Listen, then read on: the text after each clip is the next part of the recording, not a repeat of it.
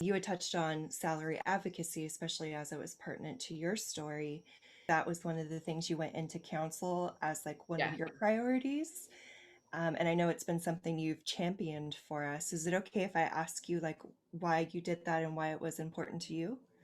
sure. So when Rebecca Goldman asked me to be on the steering committee, I think I had started tweeting and I was on the ANA listserv there for a bit when a lot of people were, just pick yourselves up by your bootstraps. I'm like, I'm tired of these answers. And there in 2011-ish, all that was going on. And I don't know if that's how I got on her radar, but Rebecca called me or email contacted me about being on the steering committee to create the bylaws for the students and new archives professionals roundtable. Oh, at the time roundtable, now section.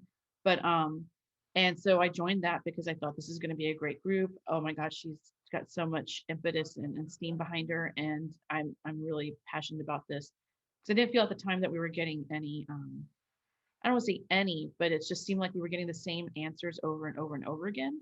And I also kind of wanted to steer away from the whining and actually doing or what was perceived as whining and actually because perception is everything. And unfortunately, that was coloring a lot of things.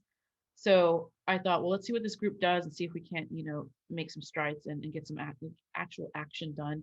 And yeah, I ended up being I think, second chair of the group and while I was there, just a salary and certified archivist and masters and what do we do and why do we have all this? And there were just so many questions coming out of it and people having, the not enough jobs, not enough well-paying jobs, not enough upward mobility. How do we, and if you don't want to become a manager, which is perfectly fine, do you just sit in the same job and just wait to get increases that never come or might come, and there's no guarantee of anything and which is pretty much in a lot of professions have those same issues, but I just felt like the profession itself wasn't working on that at the time, and when you're new, you don't really know of any historical swings or things that have happened in the past. So I started reading up and being in the museum world, I noticed that they have certified um you could be AAM certified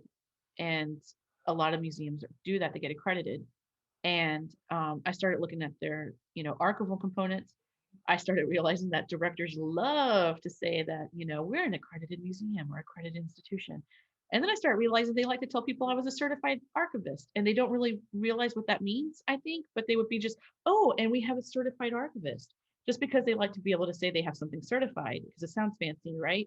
So I thought, well, why are we putting this all on individuals who can't afford I don't have enough money. I'm lucky enough that my institutions have always paid for my memberships. I actually negotiated that at one point into my job that she was like, well, we're not having a truck. Nobody's going anywhere. And I was, well, I'm sorry. I have to go to these conferences. So if you want me and can't pay me enough, you're going to pay to send me to these things. And I was the only person at the time that was going. And they're like, how did you make this happen? It's like, I negotiated into my contract. I mean, they're like, oh, I didn't even think of that. I'm like, well, I also was hired at that time when that was happening. So I could, but, so I highly recommend doing that if you can, so that you have it on paper that your institution will pay for your memberships and will pay for conferences, especially the big ones. Um, SSA, Society of Southwest Archivists, when I haven't been able to attend those, are usually low enough in cost that I could pay for them myself, which was great. And so your regionals are always always amazing to turn to as well. I love regionals. And but anyway, yeah, so I started reading up on that and kept thinking, well, why aren't we holding institutions accountable? Why is it always coming from individuals when we can't afford, I mean, to attend all the conferences, to get the points, to retain our certification without taking the test, and then paying the $50 every year, and then doing this and doing that, and then institutions not counting it because it's certification, and they don't consider that the institution shouldn't pay for those. Um, you got to pay for them out of pocket. And then, oh, but they love to say, we got a certified person. But so yeah, there's just all these red flags that were going up that I was just like, this doesn't make any sense. And why are we putting the onus on the individual when the institutions are the ones with the money?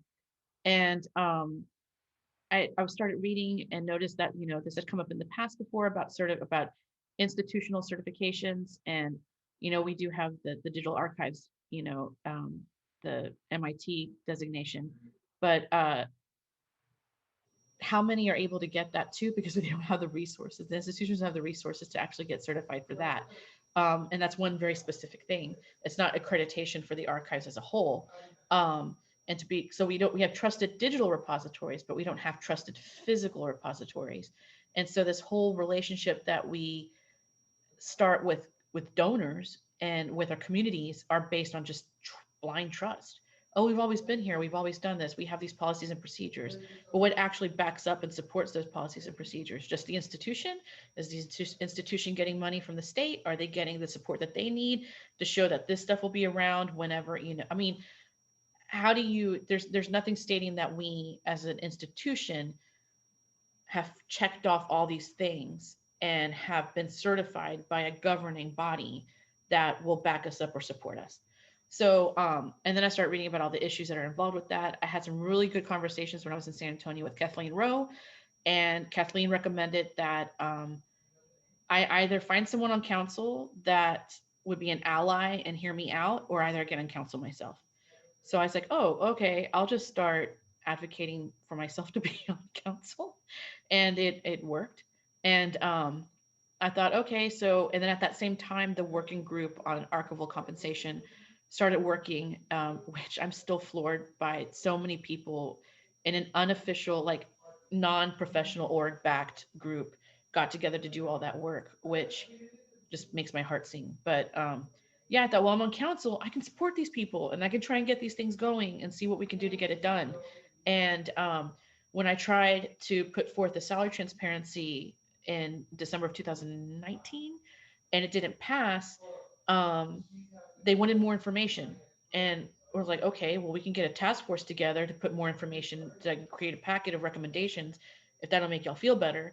And that was agreed. So I drafted it that day and night during the council meeting with Stephen Booth and I want to say Audra Eagle Young also helped me on that, and perhaps Courtney Chartier, I can't remember, but yeah, um, drafted that task force charge, got it going and got it approved that year, and then April of last year is when um, Greta Pittenger was, assigned as chair. We got the group together, and so they've been working. We've been working for the last year on recommendations and other things, and it's just yeah. And then of course we got salary transparency passed in May.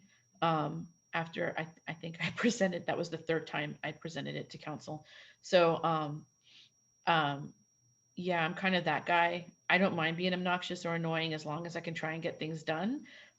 Because it's just about being heard. So it's amplifying your own voice sometimes, even if you're that guy. So I have no shame, which I think helps. But it is what it is. I think as you get older, you just have less to give, and and you wake up in the morning like, you know what, I'm just gonna make it happen. I'm gonna try and make this happen. So yeah, and it's not done. I mean, there's so much work to be done, and I'm really looking forward to our new executive director who we just hired, SAA just hired, because she's already very aware of those issues. So I'm looking forward to see where SAA goes next in establishing and helping people regarding salaries. So yeah, it just I hate that I'm rolling off and can't continue with that perspective, but it's nice knowing that I still have contacts and networks that um, I could sit with and talk to and possibly get things moving if we need to.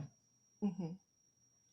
Well, thank you for so much labor that you have done on everyone's behalf, trying to get that in front of council multiple times and for finally getting that victory on salary transparency. So just thank you so much for being a champion of that.